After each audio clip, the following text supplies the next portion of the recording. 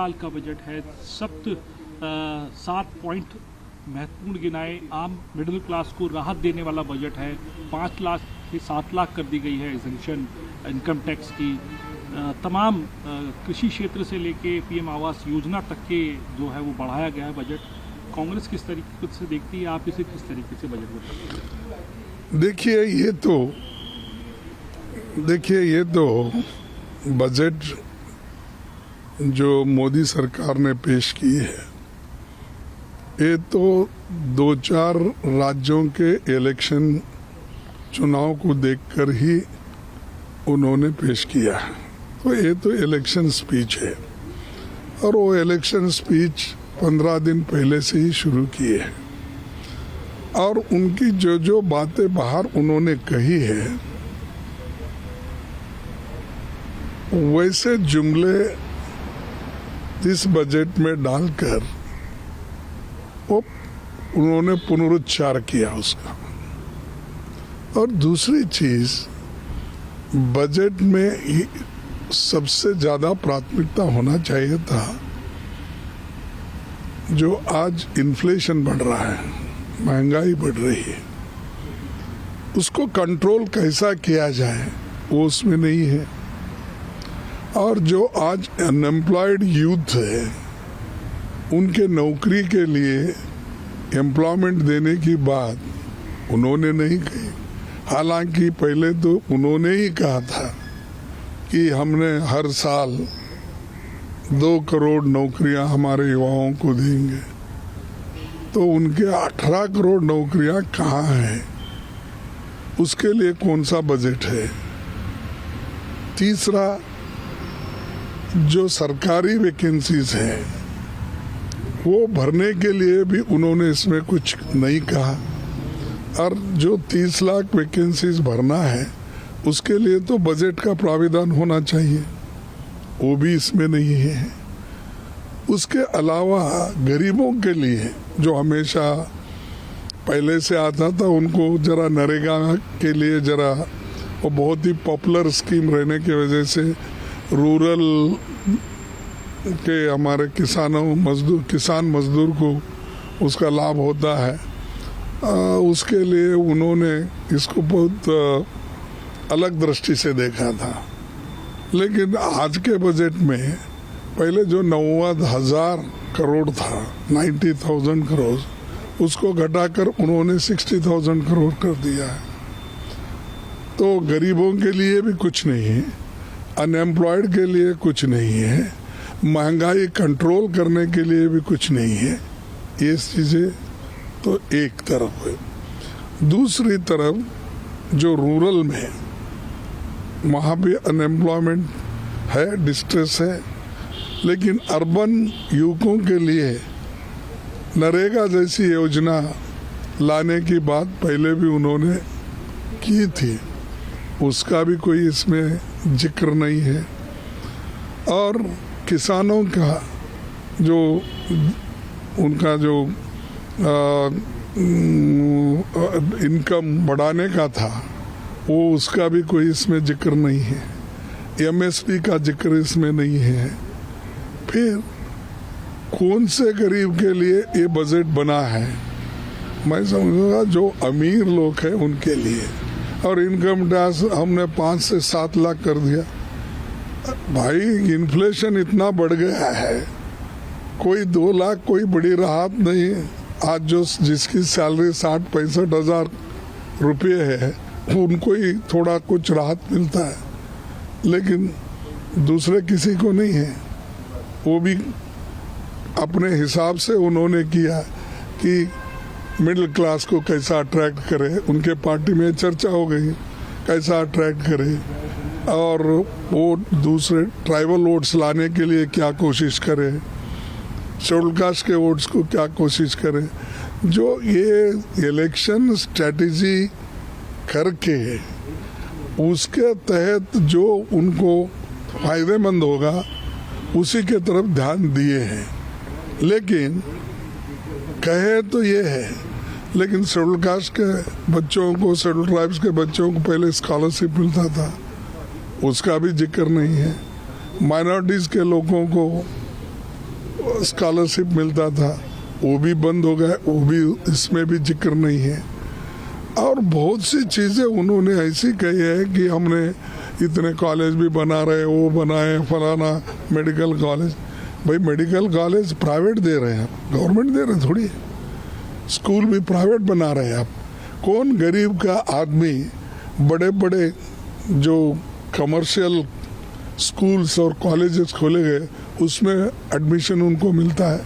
वो तो सरकारी स्कूल की तरफ देखेगा, देहात में रहने वाला, म्यूनसिपालिटी एरिया में रहने वाला, लोअर मिडिल क्लास का आदमी, इवन मिडिल क्लास का भी, क्योंकि फीस इतनी है कि एक महीने को कई जगह 1-1 लाख रुपए लेते हैं, 50,000 लेते हैं।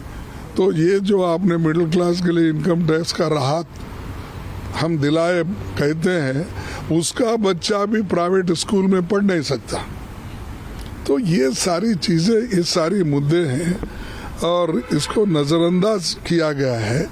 और इनइक्वालिटी की बात, इनकम इनइक्वालिटी इतनी बढ़ रही, रोज पर रोज गरीब गरीब होते जा रहा, अमीर अमीर होते जा रहा। और हिडनबर्ग का रिपोर्ट अगर आप देखते हैं वो चौंकाने वाले हैं कि हम नहीं कह रहे, हम कहे तो वो बोलते थे हमेशा एक कांग्रेस वाले कुछ ना कुछ देश को बदनाम करने के लिए, यहाँ इन्वेस्टमेंट नहीं आना उसको रोकने के लिए बात। हमने नहीं, ये तो प्राइवेट वाले हैं, डालो डिफेमेशन केस, कहो उन्होंने तो जोर, उन्होंने कहा कि हाँ हमने कहा है, हम सबूत दिलाएंगे इसका, हम फाइट करेंगे, आप करो कुछ भी, उन्होंने कहा। तो इसका मतलब ये है कि गरीबों का पैसा कहाँ है? LIC में है, अपने बच्चों की पॉलिसी करता है, एजुकेशन पॉलिसी कराता है, खुद की पॉलिसी करता है, घर के लोगों की पॉलिसी करता है। तो जितने भी पॉलिसी होल्डर है उनके पैसे हैं और वो पैसे उन्होंने, एक व्यक्ति जो उनका बहुत चाहता है, अडानी, वो उसके कंपनी में बहुत अटके हैं। कम से कम 87,000 करोड़ गवर्नमेंट का पैसा उनके इन्वेस्टमेंट में गया है। क्या दूसरों को उतना ही दे रहे हैं आप? मुद्रा योजना में क्या हुआ तो उतना ही दिए है। देखिए ऐसे आप कितने दिन झूठ बोलेंगे? और तुम्हारी बजट जो है ये अमीर है उनके लिए ही है, और जो इस गरीब को आप ना किसान को देखे, ना गरीब मजदूर को देखे, ना SC ST के बच्चों को स्कॉलरशिप देने का देखे, ना एजुकेशन का। आप तो एजुकेशन और हेल्थ को तो फंड बढ़ाना चाहिए था, पहले तो घटाते आए, अब थोड़ा बढ़ाए। यानी मार्केट में जब लोग जाते हैं तो किसी चीज़ बार्गेनिंग होती है, ये सामान कितने का है, तो वो पहले कहता है कि ये इसका 1,000 रुपये है, नहीं, फिर नहीं होता तो बार्गेन करने वाला पूछता है ये 600 में दो, नहीं होता फिर ना 900। ऐसा ही इनका बार्गेनिंग है कि पहले तो खूब घटा है एजुकेशन में और हेल्थ में, आज थोड़ा सा बढ़ोतरी की है। ये कोई रिलीफ नहीं कंपैरेटिवली जो आज के दाम हैं और फार्माटिकल जो औषध लोग खरीदते हैं। तो बहुत ही ये बजट उतना समाधानकारक भी नहीं है एक, और ये गरीबों को मैं कहूँगा कि ये पूरा निगलेक्ट किया गया है। और मैं उसका कारण आपको बताया हूँ कि इनके 8 साल कंप्लीट हो गए, अब 9 साल भी कंप्लीट कर रहे हैं। तो इस 8 साल में इन्होंने जो करना था वो कुछ भी नहीं किया। और एक चीज़ मैं बताना चाहता हूँ, अगर गरीबों की आमदनी ही नहीं बढ़ी तो कंजम्पशन क्या होगा? वो क्या खरीदेगा? क्या बच्चों के लिए किताबें खरीदेगा, पैंट खरीदेगा, शर्ट खरीदेगा, अपने लिए कपड़े खरीदेगा, अच्छा खाना अपने बच्चों को दिलाएगा? जब उसको नौकरी ही नहीं है, कमाने का यही नहीं है, साधन नहीं है, तो आपका इवन प्रोडक्शन भी यहाँ करे, कौन लेने वाला कौन है? खरीदने के लिए तो पैसे होना चाहिए ना, पैसे होना है तो उसको काम देना पड़ेगा हाथ को। तो ये चीज़ें जो है हम सब कुछ देखे हैं और सुनते, पूरा बजट ये इसका हम कर दिए हैं। और ये ऐसा हो गया है कि बजट नाम बड़ा, क्योंकि भाषण तो बड़ा करते, दर्शन खोटा बोले जैसा है कि उसमें गरीब तबके के किसानों के लिए और बाकी के जो भी SC ST है, OBC, इनको तो सिर्फ शब्दों में उनको अपने अलंकारिक भाषा में उनकी तारीफ ही करते करते उन्होंने चंद स्टेटमेंट्स बजट में डाला है। इसीलिए इसमें कुछ नहीं है, ये इससे कोई फायदा गरीबों के लिए नहीं है और उनकी 75% गरीब है इस देश में।